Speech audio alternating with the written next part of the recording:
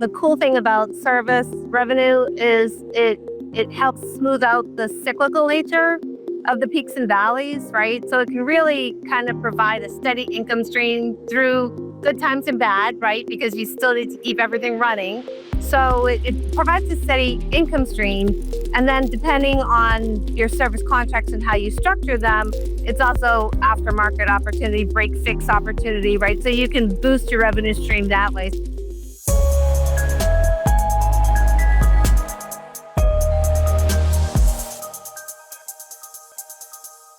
Welcome to the Unscripted podcast. I'm your host, Sarah Nicastro. We are here today at IFS Unleashed, the Future of Field Service booth. We just took the time to announce the first ever Future of Field Service Standout 50 leaders. And I am here at the Future of Field Service booth with Dot Mynahan, who currently serves as the Senior Director for Safety and Workforce for the national elevator industry, and formerly spent more than 30 years with Otis Elevator, as well as John Carroll, CEO of community platform Service Council. We just finished announcing the Standout 50, and we're going to talk a bit about the importance of recognizing service leadership.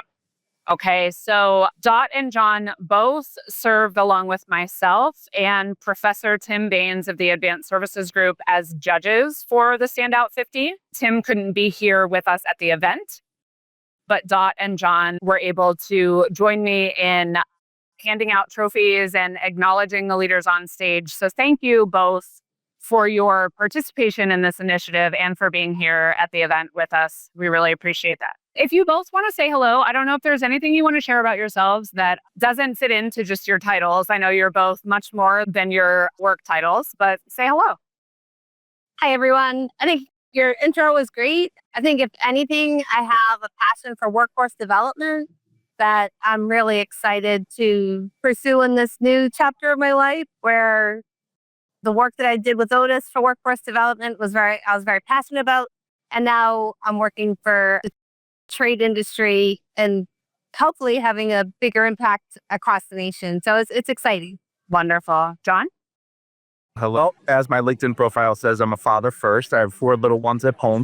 My daughter just got called up to varsity for soccer, so I'm proud of I was going to say not so little anymore. Apparently, yeah, 60 years old, all the way down to 8. So father first, that's really important to me. But beyond that, I'm just really passionate about finding the next story that can help another service leader. And one of my big passion projects outside of all the corporate profit opportunities that service represents and everything else is this notion that service can be a function of humanity and doing good for the world and improving the humanity that's in the world. So that's a big passion project for me. So thank you for the invitation to be a judge and for coming here this week. Kudos to IFS. It's been a great event.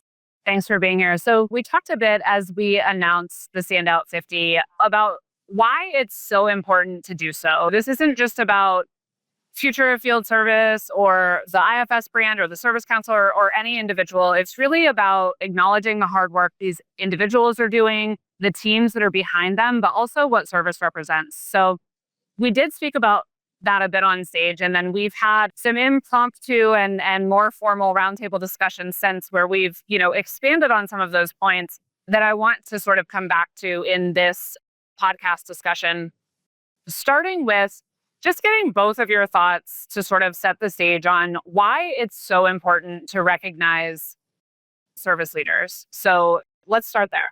All right. So I think service has long been considered a necessary evil in many organizations, right? If you go back several decades, especially in manufacturing-centric industries, it's been an afterthought. Yeah. And I think we saw this community kind of evolve its mindset from this cost center orientation to the profit center orientation, and the whole opportunity to derive profits from field service and service more broadly speaking has been a common theme and thread. And I think that the impact that service is having on an organization's overall health is well documented, right? You look at some of the major brands that we care and know and love. BMW on new car ships 10 to 12% profit margin. On aftermarket parts, somewhere in the 60 to 65%. You look at companies like Kawasaki, right? They sometimes operate at a razor thin product margin, but their health and wellness of their company is derived from the aftermarket post-sales support. And so I think the criticality of service to the corporate agenda should be common and ubiquitous. But there's some cultural barriers in terms of achieving that. So I think it's great to be able to recognize some of those standout leaders that have achieved that corporate shift in culture. And for that, it's special to me to do that type of thing. Yeah, I think the cool thing about service revenue is it helps smooth out the cyclical nature of the peaks and valleys, right? So it can really kind of provide a steady income stream through good times and bad, right? Because you still need to keep everything running. So it provides a steady income stream. And then depending on your service contracts and how you structure them, it's also aftermarket opportunity, break fix opportunity, right? So you can boost your revenue stream that way. So I just feel like that Wall Street kind of tends to look at top line growth.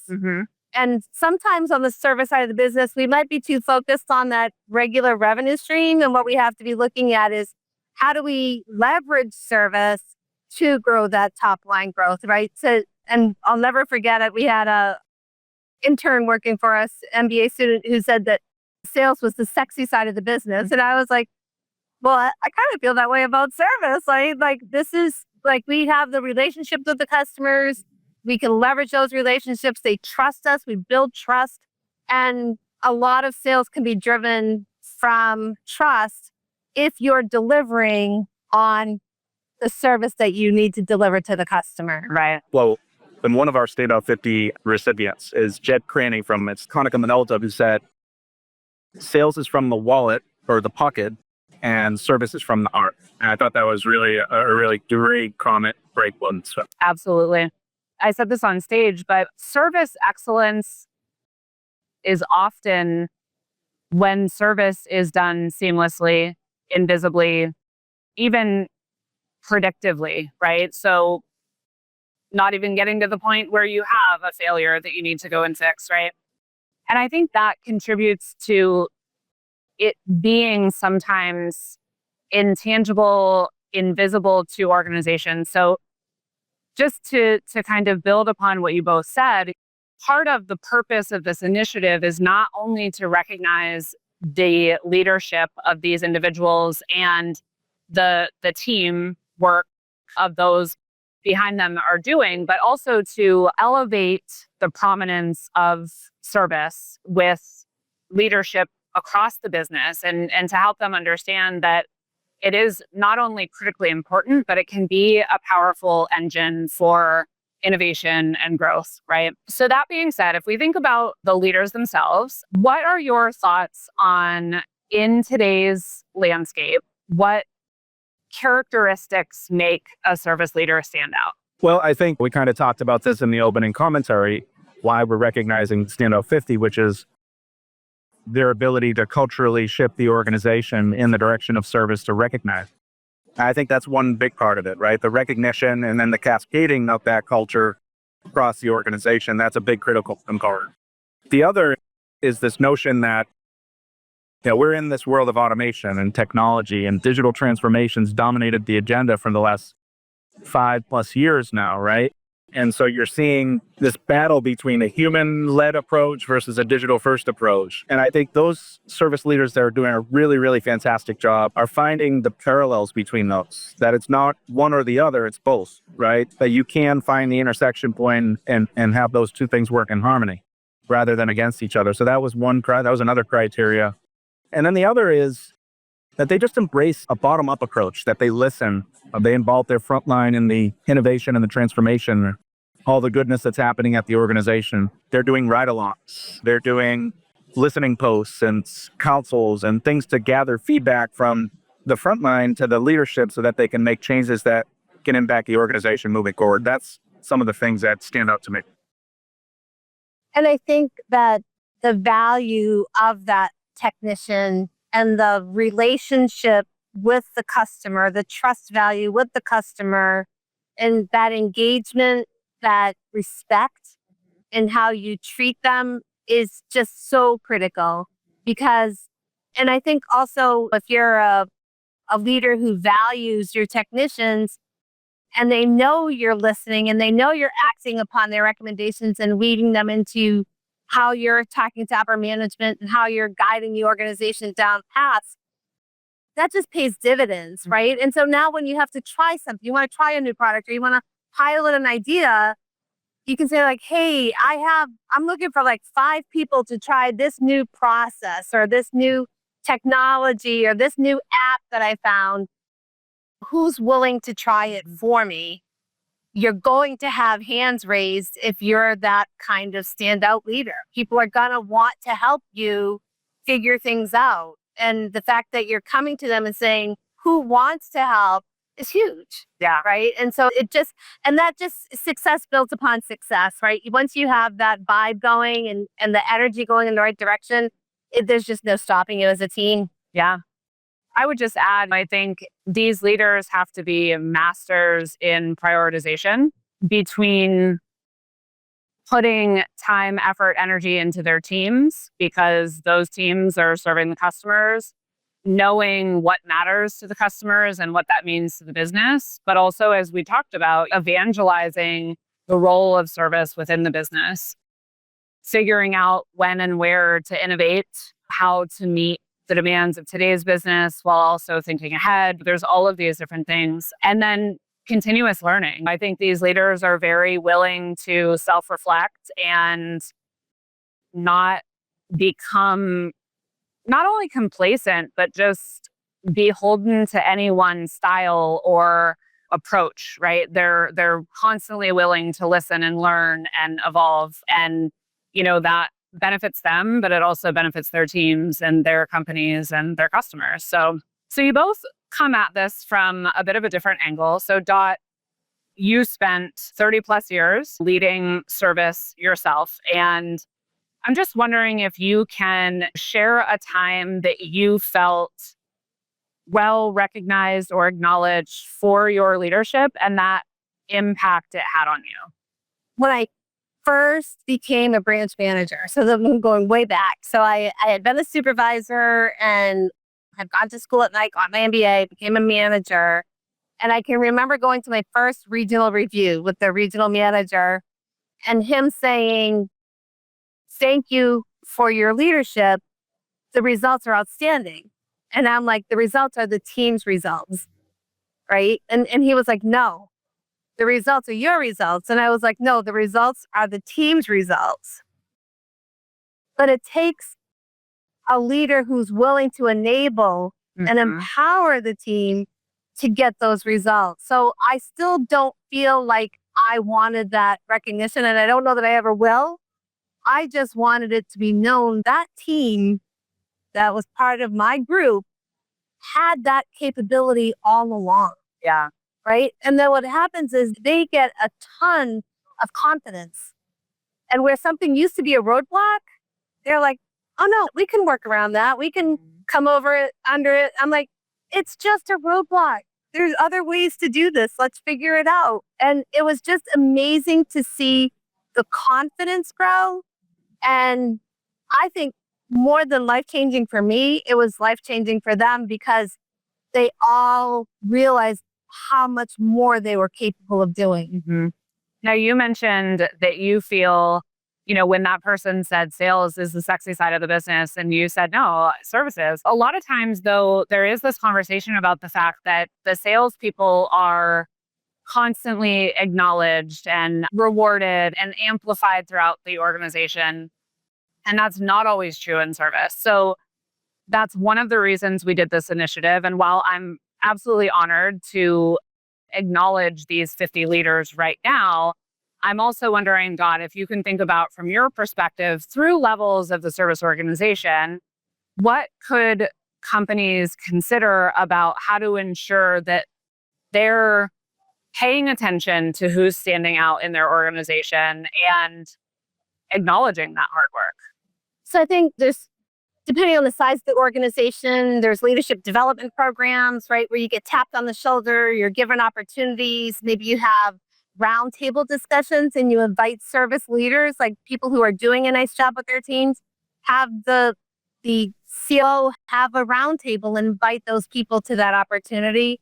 The other thing is just to even get that acknowledgement of a job well done. One thing that always stood out to me is in the height of COVID, right at the beginning, we had some people who just went above and beyond, amazingly above and beyond. And we didn't know how to acknowledge that. And I talked to the president of the company and I said, could you write a thank you note? Could you write a thank you letter just to thank them for what they've done? And he's like, well, I'll write it if you co-sign it with me, right? Because we did it together. And so we did. So we wrote a thank you letter to those key people who had just gone above and beyond, where normally we would have given a gift card or an extra mile award or some other award. It was a letter that had the most impact. And you know what they did with it? They put it on the refrigerator for their kids to see. Aw. And they said, look at what I got today. Yeah. You know, it was huge. It was so meaningful and it didn't cost us anything. Yes. And it's such a good reminder of the impact those things have. It doesn't have to be costly. It doesn't have to be some extravagant thing. That reminded me, I was just having a conversation a week or two ago with a leader, a senior leader in an organization. And he gave the example of, because of his level, he gets a lot of company swag, or he'll get tickets to a game or this or that. And he said, I'm at a point I have plenty of t-shirts and hats and this and that. So what I do every time is pick someone on my team that I want to acknowledge something they've done. I write them a note. I send them the tickets or the whatever it is and let them know, I wanted to share this with you because I appreciate X, Y, and Z. And I thought that's a really nice thing to do, rather than just letting it pile up somewhere. Share it with someone who isn't getting those things. And again, it's not costing anything. It's just taking 5 minutes to do it and has a big impact. I love these examples. One of the things that I hear commonly from service leaders is the element of surprise that they witness when they just out of the blue call one of their service team members, right? So just calling them up and saying, hi, and how's your day? And plugging in and having a willingness to listen and get involved. So there's just an element of being open and accessible that I think can be really a part of recognition. And then we've seen some other cool things with recognition programs like peer-led programs, Schneider Electric being a great example. They have this service superhero award where every month they do a $3,000 spot bonus nominated by a peer. And I think there's the compensation reward, and then there's just the element of openness and being considerate of listening and being involved. I was thinking too, not to name names because I know plenty of amazing leaders, but I was thinking about Geener Oswald, who at the time was with SmartCare, and he was the president. And we had some really open, honest discussions during the pandemic about how hard it was for them as a business, for their technicians, for him as a leader. And one of the things he was doing during that time is he would pick a different technician, I don't know if it was every night or whatever, and FaceTime them and just spend 5 or 10 minutes saying, how are you? Are you okay? How's your family? Because his thinking was, if I can do nothing else right now, I can let them know I care. And those personal things are really what matters the most. So John, in the work you do at the Service Council, you interact as well with a lot of amazing service leaders. You've seen a lot of shifts in the industry and all of that. What have you noticed over the last few years in terms of characteristics, approach? What stands out to you?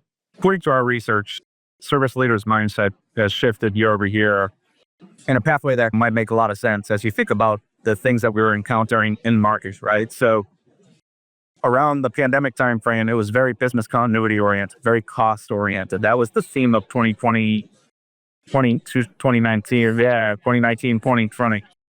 And then as we emerged from that, the immediate turn was towards revenue, right? So they started to think, okay, how can we monetize predictive and proactive capabilities? How can we move down this outcome-based methodology that can become servitized and servitization? So there's this whole focus on monetization of services and revenue generation. And that makes a lot of sense. But behind that, we saw them retreat a little bit and get this customer preservation mindset. So they wanted to preserve the customer relationship that was legacy, that wasn't monetized. So predictive and proactive, easily attainable from an operational execution standpoint. In terms of monetization, a little bit trickier. So they retreated to their legacy customers and had this preservation mindset. And that was last year. And this year, we've seen them turn to both a customer mindset, but also an innovation mindset. So there's a combination of growth around innovating with the customer. And so things like hyper-personalization, things like monetization. So it's just interesting to see as we see the mindset shift year over year. You see what happens next year. Yeah. About to launch the service. Okay. We'll stay tuned. So when we were accepting nominations for the Standout 50, we asked that the people nominating speak to how the leaders they were nominating stand out in their innovative approaches, their authenticity, and their execution of service strategies. So those were sort of the three categories we were looking for input around. I want to ask you both, and Dot, we're going to start with you this time. In your opinion, which of those three is most important and why?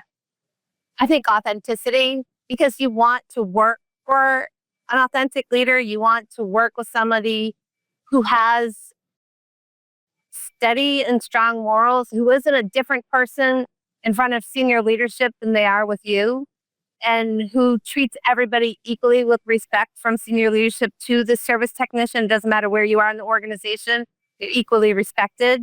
And somebody who's an authentic leader, who's true to themselves and true to their people, I think is the most valuable leader that you can have. And one thing that I think an authentic leader does is admit when they don't know something and not have any issues with that whatsoever. So there's that humility factor, just like, I'm not afraid to say, I don't know that answer. And hopefully you have a strong enough team that you built that somebody on your team knows the answer, or you know where to go to get that answer. Or you can figure it out together. We can figure it out together. But it just, I want to work for an authentic person. I don't want to work for somebody who's not going to be honest with me and tell me exactly where I stand. So I think that it's a huge benefit to have that. I think all of the nominees, when you read across their nominations, all came across as truly authentic leaders, which was, it was fun to read the nominations just for that. Yeah. I wasn't going to say on it, just yourself, right? Because it's so important. It was a close second, but I would lean on innovation. And I think one of the things, it speaks to both the mindset shift of the service leader, as I just outlined, but it also speaks to something that I've been looking at, which is with all this automation, institution of guided workflows, how can we script service delivery and automate it and subordinate human-led tasks versus digital-led tasks? Are we taking the fun out of service, right? It's like, because like one of the things we talk about with our Voice of the Field Service Engineer survey every year, we get several thousand responses from technicians. And we ask them, what do you like about the job? And what do you dislike about the job? They don't like paperwork and admin. They don't like time spent finding information. Time spent finding information superseded paperwork and admin for the first time this year. But on the things they like, they want to collaborate with their team. They want to solve problems and fix things. That's inherent to their nature. So with all this automation and scripting and guided and digital automation and everything that's happening, are we losing that innovation for it? And so innovation would be my. Yeah. Very good. I would agree with that. If you were asking me my opinion, but only because I think authenticity supersedes a leader's ability to execute or a leader's ability to motivate innovation. So I think they're all important, but if I were picking, that's why I would pick that one. I think also you mentioned honesty, and I just think about like the inefficiency in not being open and transparent is just astounding. So, all right. Any closing thoughts from either of you on the initiative, leadership characteristics, any of the side conversations we've had today, like anything else that you would note about? I think that for the people that we spoke about today, that we've honored today with this award, they're incredibly willing to share not only with their team, but with each other, with other industries. And this event is something that really opens your eyes to what's possible from other industries. And then you can take those ideas and you can then say like, oh, I can steal that idea or borrow that idea from that company. And with a little tweaking, I can make it work for me. And so I just feel like the level of openness with the candidates that we awarded the prize to today amazing how willing they are to share their successes and then listen to the other person's concerns and maybe start brainstorming possible solutions. So it's been fun. I mean, I've loved it. Thank you so much for inviting me to do this. It's been a blast. I think that's a good point. And it made me think of something you both said, which is, Dot, when you defended that position and said, no, service is sexy. And then, John, you mentioned the people centricity, the human centricity, service being the heart. There is something incredibly special about service and the community that surrounds it. And that willingness to share knowledge and help lift one another up. And it is really special. I mean, it's why I've been doing what I've been doing for a long time. And John, probably similar for you. And I think that's why you led service for so long and said, no, like this is the best part of the business. So I think part of this, going back to like the prominence and the recognition, not of individuals, but of the importance of it, comes back to figuring out how do we articulate and how do we illustrate what's so special about it to the rest of the business to make sure that we're not underplaying its importance and its potential. Yeah. So any closing thoughts from you, John? I love what you guys have done here this week has been amazing. Kudos to the whole IFS team on the overall event, but the Standout 50 is just so important, right? To recognize service for all its importance and goodness. And I love it. And the reason why I love it is because I think that service actually has an existential threat, to be honest with you. I actually argued that in my opening thoughts at another event, our own, earlier in September. And that is with all this automation, with all the focus on profit, with the challenges with respect to labor shortages and capacity planning issues that service leaders are facing, are we losing progress in terms of the service leader finding its way to the board? Because what I'm seeing is more prominently chief customer officers, very prominent amongst the corporate agenda, right? And when you look at the Fortune 100 companies, only 7% have a V-level plus service leader. Did that research prior to my keynote. That means that there's a lot of progress still needed to be made. And so I do think we're making progress. I argued all the reasons why we should be making progress, and we all agree. But I think that there's a challenge. I do. And so it excites me because it allows us to continue to do this work. Yeah. And I was going to say, I mean, let's all continue doing the work we're doing because we all love the community. We love what it represents. And so there's the idea of small actions with great love have a major impact, right? So we each keep doing our part. Respect and appreciate you both so much. I want to give another massive congratulations to each of the Standout 50 and their amazing teams behind them. Again, I'm thrilled to have the opportunity to honor those people, but also to collaborate with Dot, John, and Tim, and to each do our part in elevating the awareness of such an important function. So thank you both for being here. Thank you, Sarah.